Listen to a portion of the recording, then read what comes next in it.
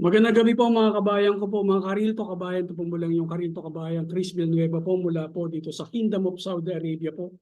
Al-Kubar area, Eastern Province po. Yan, kompletong-kompleto po yan. Ngayon po, marami po tayong pag-uusapan kasi ilang araw din po akong ilang araw din po akong nahinto. Kasi nga po hindi ko po maintindihan yung disco kasi napaka-konti. Baka nasa-shadow ban po ako. Although, konti pa lang naman po yung ano ko, yung subscriber ko po nasa 122 pa lang po eh. Kaya kung bago po kayo dito sa channel ko po, please like my channel, please like my videos and click ano po, subscribe po kayo. Para naman po dumami-dami po yung ano po natin, yung mga nakakapakinig po sa atin. May ito naman po yung mga real talk lang po, katulad po ng mga ibang vlogger. Pero nagbabasa naman po tayo ng marami pong balita bago po tayo mag-discuss kung ano man po yung napapanahon ng mga balita po sa atin, maging sa ibang bansa po. Ngayon po, pasadaan po natin yung apat na importanteng balita po na talaga naman po maugong itong week pa lamang po nito pagkatapos po ng pagpatay po o pag-archive ng Senado po sa impeachment case po ng ating Vice Presidente, Sara Duterte. Ngayon po yung inilabas po na flood control project contractor po ng ating Pangulo. Marami po diyang nasagasaan. Isa na nga po ba diyan yung nakalaban po ng ating mayor ng Pasig, si Vico Soto po. Isa po sa mga nakalaban niya po na sa pagka-mayor, isa po sa mga isa po sa mga contractor na maanomalyang flood control project po na yan. Na sabi nga po ni Vico Soto po, magkakaalaman na po talaga kung sino po talaga yung may ginagawang kalokohan po. So, siguro po makakatuwang po dyan ang ating mayor ng Pasig, si Vico Soto po, tungkol po yan sa flood control project na po yan. At umalma rin po yung mayor po ng Baguio City po, si Magalong. Kilala po natin si Magalong, medyo statesman din po yun eh. O yun nga lang, medyo may pagka pro Duterte po siya. Pero against po siya sa corruption. Nakita na po natin yung katapangan po niya nang naging ano po siya. Yung isa po siya sa mga parang nag-imbestiga po doon sa Mapasapano, 42 po. 42 po yata yan eh, no? Sa Masasapano 42 po. Anyways po, lumabas din po dyan yung mga pangalan po ng abang mga politiko, congressman po natin, na kaalyado po ni Senator Chis Escudero po. Yung mga contractor, nakasalukuyan din po na mga nagpondo po sa kanyang campaign bilang senador po ng 2022 po. At ganoon din po, yung iba po mga congressman na contractor po, yung contractor po ng mga anomalyang flood control project, kaya nasasangkot din po kayo kay House Speaker, yung mga konga po daw po. So hindi muna po natin na ano yan po yan. Tama po yung sinabi ng Pangulo eh. Tulad po ng Rappler at iba pa pong mga mainstream media. Dapat po, ang mga mainstream media po natin, parang wala na po tayong napapansin na investigative journalism po ngayon eh, o mga investigative documentary po tungkol po sa mga corruption. Parang bira po eh. So parang kaya nang tinanong ng mga press, Malacanang Press Corp, yung pangulo po natin kung sino po yung mga ano po yung mga pangalan, ano po yung mga sino-sino po yung mga sangkot na congressman po rito. Sinabi ni Presidente na wala na bang investigative journalism sa Pilipinas, parang ganun po. Pero in fairness po, meron po kasi ang nauna po dyan mag-imbestiga po dyan sa ano yan, manual yung flood control project po niya, yung Rappler. Magaling po yung Rappler po dyan eh. Kaya kinaiinisan din po ng ng mga DDS eh. Nasabi po nila na isa po yung sa mga parang peddler ng fake news. Siguro dati, napaniwala po tayo ng panahon ni Digong. Pero recently, nang binabasa na po natin yung mga mga news po nila. Tapos may mga naman po sila, may mga footnote. Tapos meron po sila mga pinagkukuhanan ng mga balita nila. Tsaka the same time, nag-imbestiga po sila. Medyo balance naman po sila, may pagka-credible po sila. Lalo na po kung mag-uulat po sila ng mga ganito, ng mga corruption within our government sa panahon po ni Pangulong Marcos. Tama po yung ginawa po ni Pangulong Marcos, nilabas po muna niya yung kontratista, yung mga kontratista, at the same time, lalabas mga kontratista po nila, lalabas naman po yung mga pangalan ng mga politiko eh. O yun nga po, mga ilang congressman po, lumabas na po dyan. At ang alam ko po, hindi yata napasama yung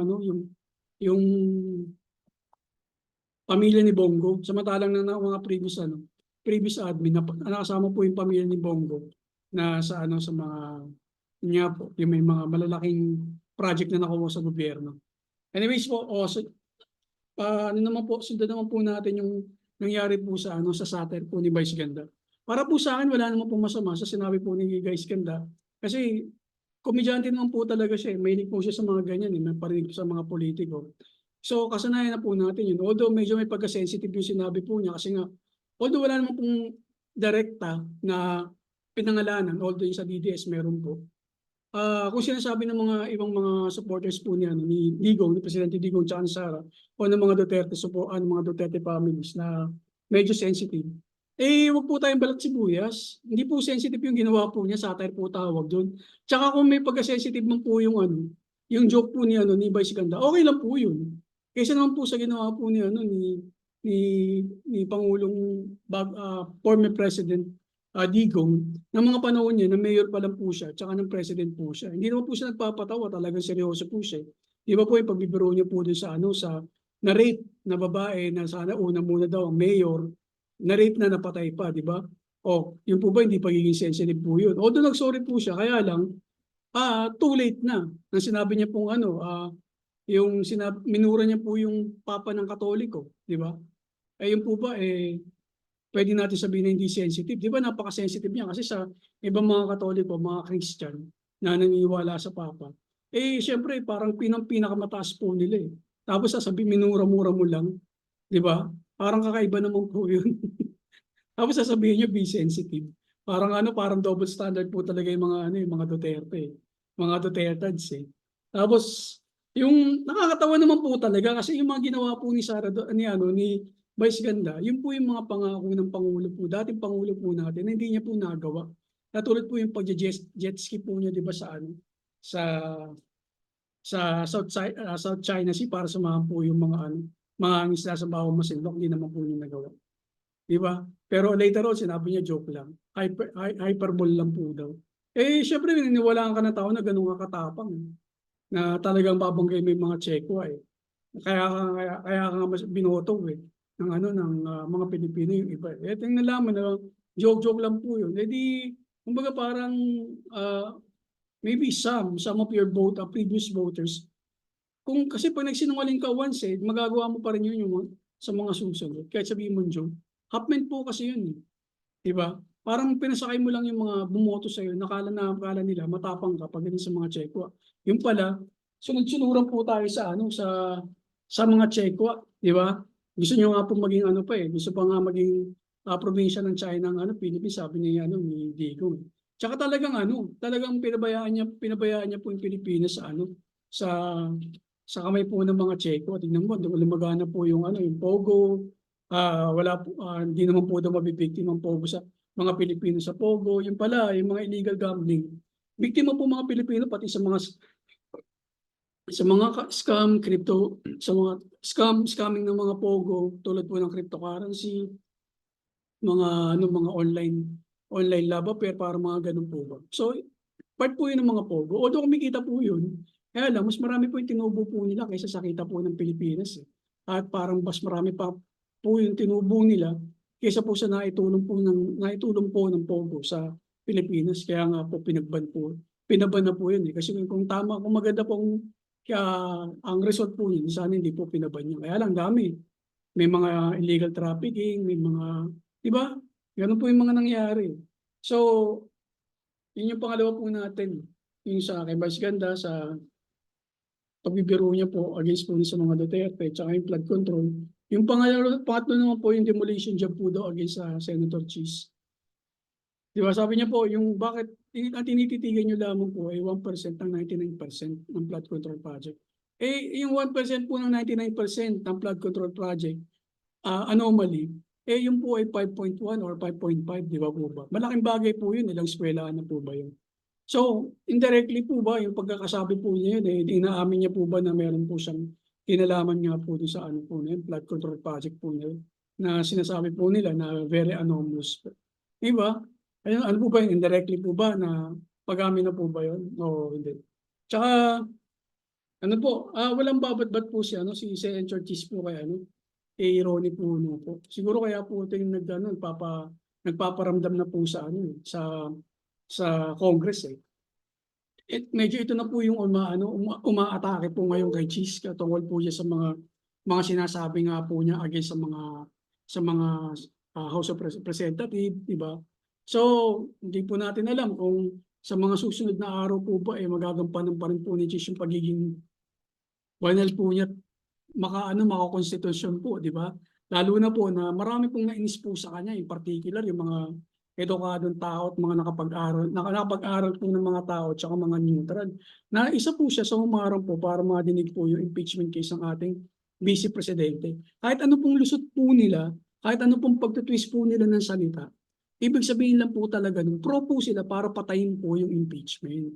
Kahit na nagtatago na lang po sila sa decision po ng Supreme Court. Pero una pa lang po kasi kung talagang gusto po nilang ipatubad po ang konstitusyon, kung ano po yung nasusulat sa batas, edi sana pa lang pagkakasabi po dun sa pagkapasa pa lang po sa kanila ng House of Representatives tungkol po sa impeachment ng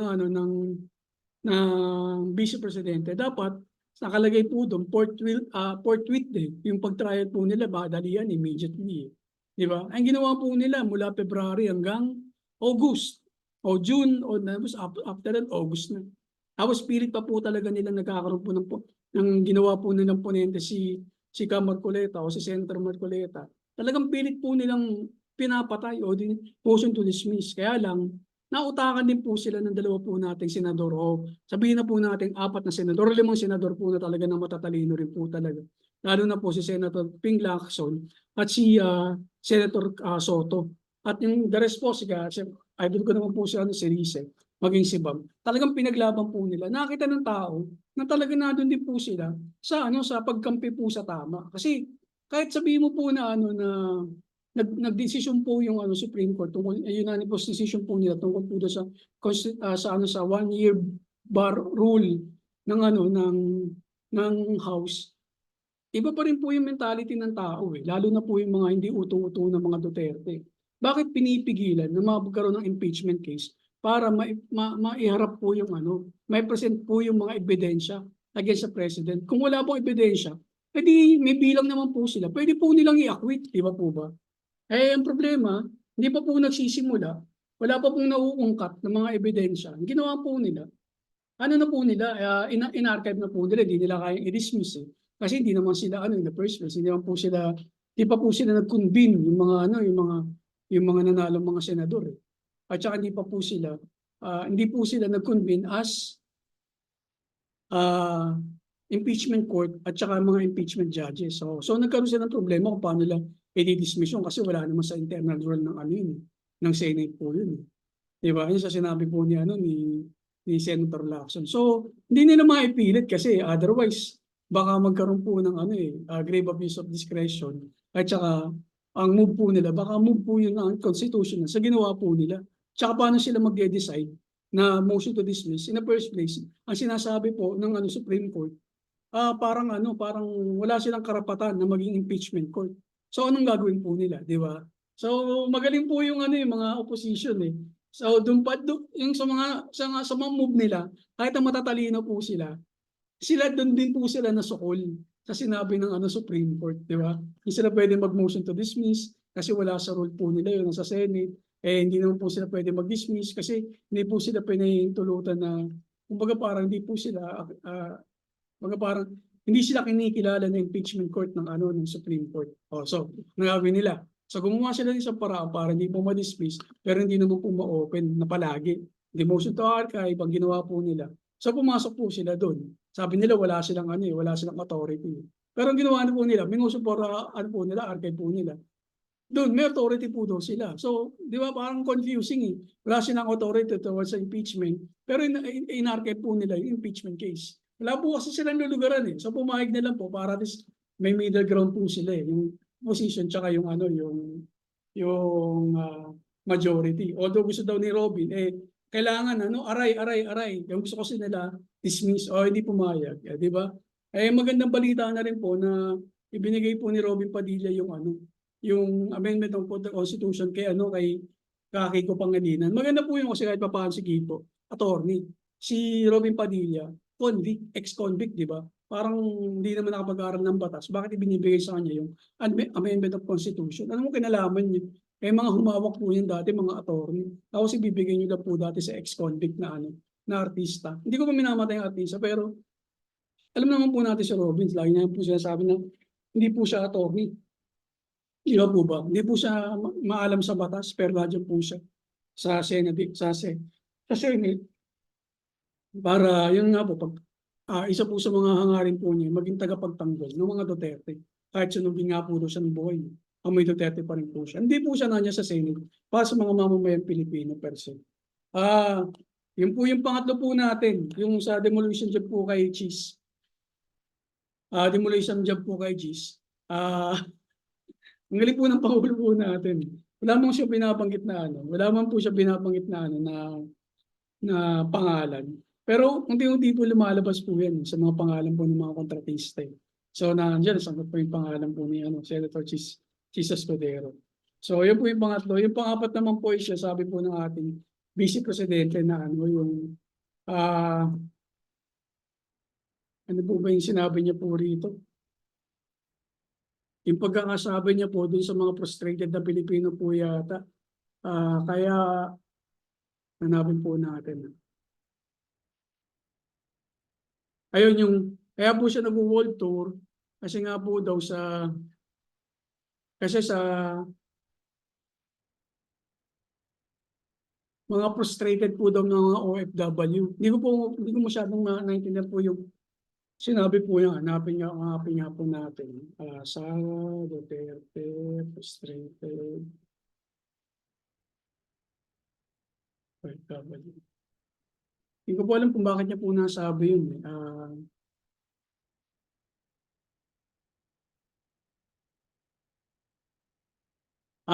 Yun nga po daw yung ano, yung sabi po rito, Vice President Duterte Sara has defended her recent travel abroad, citing migrants, Filipinos' growing frustration over the state of the country.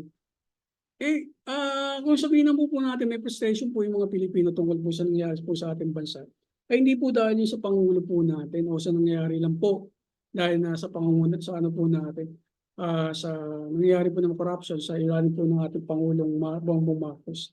Opo, may corruption po. Ang ano naman po, ang Pangulo naman po natin nagsabi po niyan, harap-harapan po niya, lalo na po dito sa flood control project. Kaya medyo, sabi nga po niya, di ba, parang yung last zona po niya, yung last na butuan po, talagang ano yun, parang reflection po yung kung gaano po ka-frustrated ng mga Pilipino sa nangyayari po sa pananungkulan niya po ng mga past few years po. Although 3 years pa lang ang Pangulo po natin, meron pa po siyang 3 years. Kaya alam po yung 3 years na po yung parang masyadong matagal ang aksyon po ng ating Pangulo. Kaya lang po siya nagkakaroon po ng pangil. Masyado po siyang parang naging kampante. Ay nagkaroon po ng midterm election. Medyo na-shaken po siguro yung Pangulo po natin. Pero yung pagdadahilan po ng ating Vice Presidente, para sa dahil sa kaka-world tour niya, hindi niya na lang po sabihin yung pag-world tour po niya. Baka pangangala po yun, mga financial ano po nila, parang for financial campaign. O kaya naman po, dahil sa palagi po siyang, dali na po pasensya na po, may nahulog po kasi kinuha ko lang. Yung frustration po ng mga Pilipino dahil sa bansa po natin, ay dahil nga po doon sa malaganap na korupsyon. Hindi naman po natin sinisisi yung Pangulo lang po natin. Sinisisi po natin lahat ng leader po ng ating bansa. Mula sa Presidente, Vice Presidente, Congressman, at Senator. Lalo na po dito sa maanumalyang flood control project. Lalo na po, ang laki-laki po ng budget ng Pilipinas. Taon-taon, biruin niyo po ngayon po ang pinasang budget ng DBM sa Pangulo, 6 trillion. Just for the year 2026, 6 trillion po. Di ba? Nang iniwanan po tayo ni Digong ng utang, mga nasa ang utang po natin, mga nasa, di po, Philippine Debt, Suring Duterte.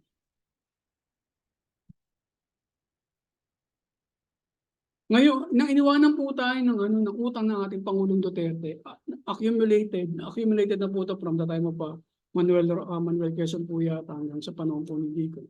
Ano po yan? 12 trillion. 12 trillion pesos po. O as of ano po yan? April 2022 po yan.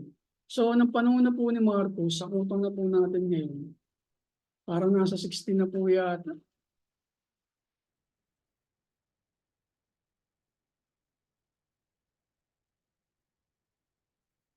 15 trillion po as of February 2024 po. Eh na 2025 po, meron pa po, di ba? So, ang laki na po, puro trillion na po yung pinag-uusapan po natin mula ng pagpasok ni Digong tapos pagpasok po ni Marcos. And yet, nakita po natin yung Pilipinas, talagang naging talagang binalahura po nila ng mga congressman po natin, ng mga senador po natin, ng DPWH. Talagang binaboy po nila yung Pilipinas dahil sa sobrang yung pag tuwing umuulan po, bumabaha po ng wagas, baha ng basura, baha po ng imbornal, kanal, ng mga baradong mga estero, di ba po ba? Tapos, basta mo, dami po kaya po yung Pilipinas ang bumaha ng sunod-sunod yung bagyo, parang naging water world po tayo, di ba? Nakakainis. Nakakainis po yun bilang mga Pilipino, dapat mainis po tayo sa mga leader po natin. Sabi ko nga, from mayor, vice mayor, congressman, senator, president, vice president. Mainis po tayo kasi ito pong ano po na to, ito pong ulam po na to, hindi po to nangyari lang po ngayong taong po na to o ng mga nakaraang administrasyon. Itong baha po na to, panahon pa po natin to ng mga bata pa po tayo sa elementarya at bata pa po yung mga magulang natin. Hanggang ngayon may baha pa rin. Ibig sabihin po talaga may problema sa Pilipinas. Kasi taon-taon meron po tayong flood control project eh.